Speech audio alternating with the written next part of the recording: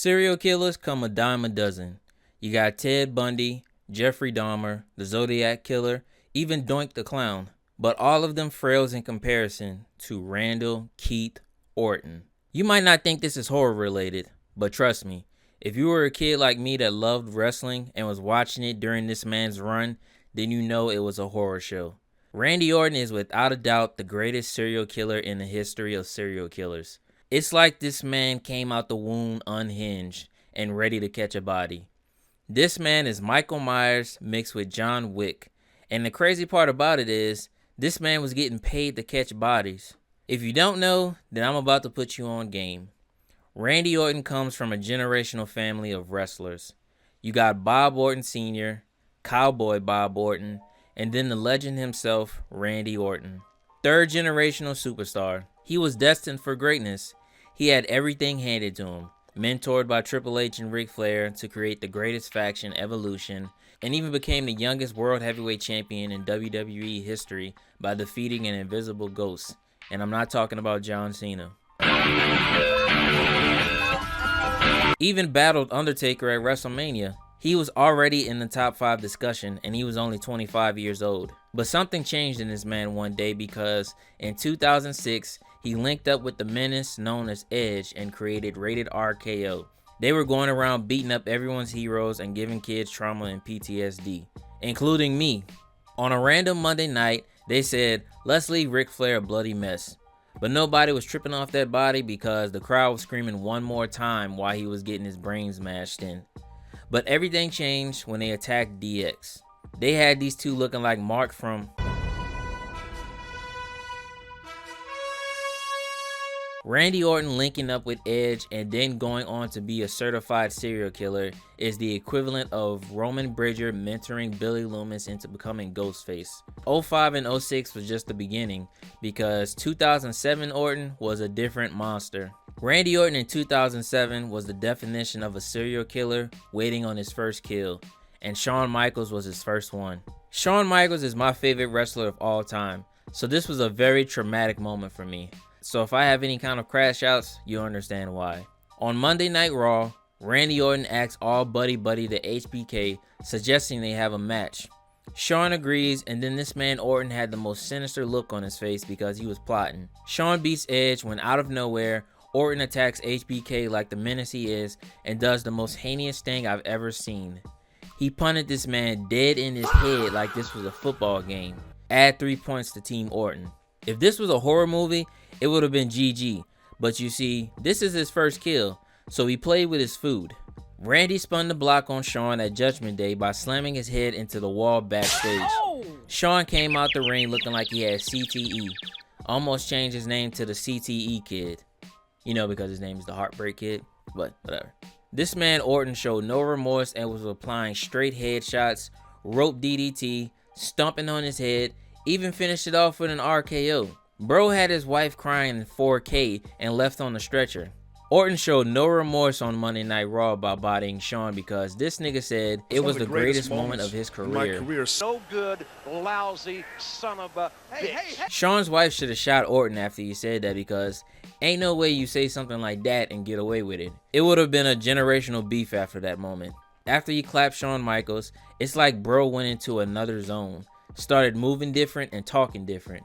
It was like Gojo after Toji clapped him. RVD used his Twitter fingers and Orton didn't like that one bit.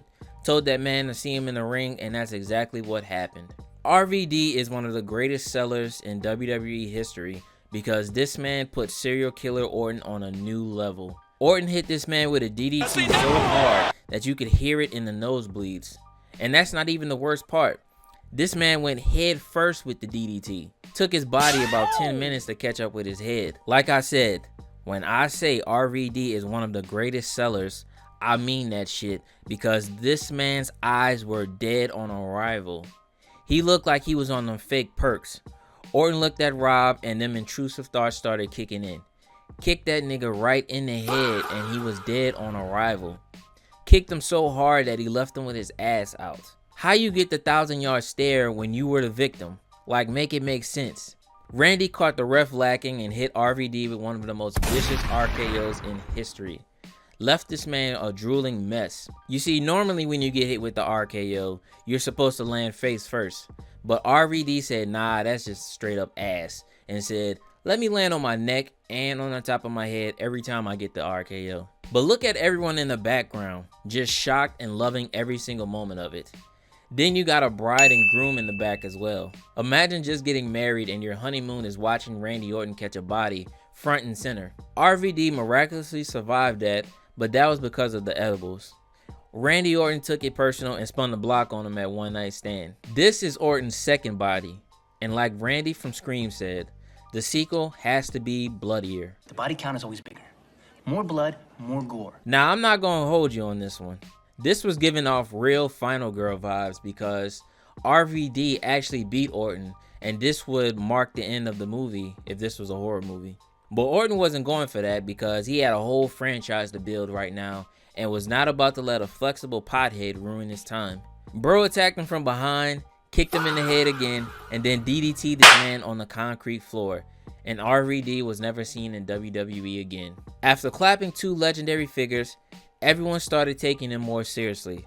But at this point, it was too late because this man went on the most legendary kill streak in history. He was kicking everybody in the head like it was a sport. Tommy Dreamer got put to sleep.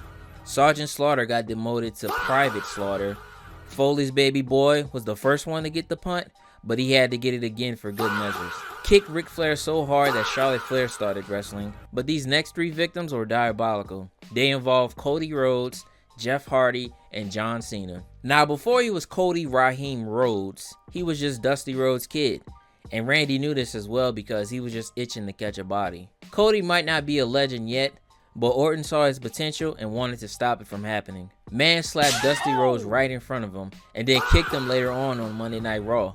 And instead of having a generational beef with Randy, bro joined him later on to form Legacy. Boy, ain't no way, boy. Then we get to Jeff Hardy, the man the black community loves so much.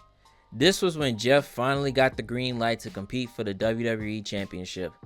But Orton warned him and said, if you want to step in the ring with me, let alone compete for the championship, you gotta have some trauma first.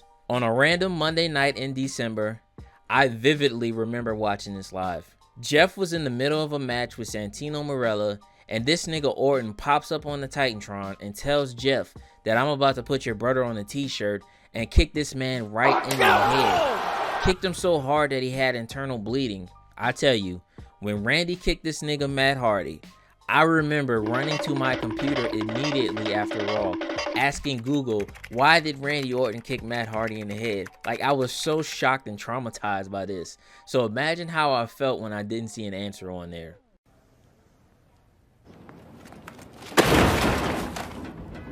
Out of all the kicks that Orton has delivered, the most evil one was with John Cena. John Cena and Randy Orton have one of the greatest rivalries in WWE history. It was the new Stone Cold and Rock, and in 2007, history was created. When Orton became the new #1 contender against Super Cena, he made this man's life a living hell, beating him up every chance he got. Almost every Raw during that feud ended with Orton catching a body against Cena. But Orton, being the killer that he is, was not satisfied with just clapping John Cena. He had to take it to a new level. Remember how I said Orton linking up with Edge was like Billy and Roman? Well, it came full circle because he took a move right from Edge's playbook. On Monday Night Raw, Cena was having a match against King Booker that ended with a disqualification. Orton was getting ready to knock this man's head clean off, but he knew this was Super Cena. He'll just shrug it off and spin the block next week. I gotta take it to a deeper place. This man rolls out the ring, throws Cena's dad over the barricade and kicks him right in the head, leaving John Cena shocked. Kicked him so hard that he had a black eye afterwards. But that was just the beginning. Orton applied even more pressure because he knew that this would be his most legendary kill ever. He jumped this man at Saturday Night Main Event and RKO'd him through a chair, had all the kids crying. And once the kids started crying, Orton knew it was time for the kill because on Monday Night Raw, right before Judgment Day, he attacked Cena, beat him with the steel steps, beat him with the announcers' TVs, and even finished him off with an RKO on the table. put Cena out of commission for a year, and illustrated the age of Orton, where he would dominate everyone and everything in his sight, delivering kicks left and right. HBK, Jericho, Triple H, Cena, Jeff Hardy, CM Punk, even the whole Raw roster at one point. But two canonical events happened in 08 and 09. Randy Orton changed his theme song to the iconic Voices, and he shaved his head. Motherfucker, I got a bald head! After losing his title, Orton was a serial killer with nothing to lose.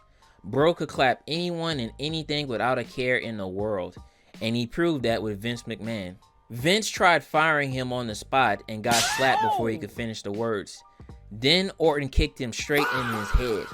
The most diabolical part is that Orton kicked him so hard that he got a concussion from it. Instead of getting fired and suspended, this man wins the Royal Rumble. Then on Monday Night Raw, he tried justifying his actions by saying he had IED, which is intermittent explosive disorder. But I wasn't buying that nonsense. What he really meant was that he had ILKN, which is I love killing niggas disorder. Perfect example of white privilege. Then he starts a whole feud with the McMahon family. Nigga kicked Shane McMahon in the head and RKOs Stephanie for the love of the game. Speaking of the game, this man crashed out and attacked Orton at his house. But Orton wasn't going to let this slide, because on Monday night, he was about to clap Triple H in front of everybody with the sledgehammer, but Stephanie came out and this man let the Voices started talking again and DDT'd Stephanie right in front of his face. This man is a straight up menace, because after that, he kisses her right on the lips. Bro literally gave her the kiss of death, and Triple H just took it. 09 Orton was so unhinged, bro, because he would have the funniest reactions every time. This nigga would do the most evil shit and then act like he didn't know what he did. Bro could burn a house down and then be like, I didn't know that was gasoline in the can. I haven't seen a killer move like this since Light from Death Note. But one of the most legendary moments during the 09 era was when he fought John Cena again. Super Cena wanted his revenge for 07, and that's what he got at Breaking Point. After getting embarrassed in an I Quit match, Orton knew he couldn't go out like that. After months of torment and jump sessions, they got to settle it at bragging rights. Now, out of all the times Orton was a serial killer and the spawn of Satan, Orton was a literal demon possessed that night. During the match, Orton slams Cena's head on the Pyrotex table and a big explosion goes off. Orton, being the demon that he is, gets the idea that he should try that again. He drags Cena's lifeless body to the middle of the entrance ramp and starts pressing all kinds of buttons until he blows up Cena. Like, there was no way they could top him attempting to blow up someone at a pay-per-view. After kicking more people in the head during his run, Orton went on his Dexter arc and was a serial killer, taking out all the heels. Now, when I look back on all the things this man's done, I wonder how the hell did he get away with it? Like, Orton is the first serial killer in history to get away with it, in my opinion. All the 4K footage this man has on him, and he never was sent to trial, is honestly shocking to me. I'm surprised no one has ever called the cops during a live Raw event. Like, he even spun the block during the pandemic arc and became the legend killer once again, taking out all the legends that were bold enough to try him, and even had a funny segment where he took out everybody in the dark. But overall, man, despite all the PTSD and trauma he has caused me, he is still in my top 5. He's the first ballot Hall of Famer that deserves to break Ric Flair's record, because it makes more sense in my eyes, because the Legend Killer breaking the Legend's record is literally cinema and fitting for Randy. But that's all I got for y'all. If you enjoyed the video, leave a like and comment. Let me know how you feel about the GOAT Randy Orton. Thank you, and I'll see you in the next one.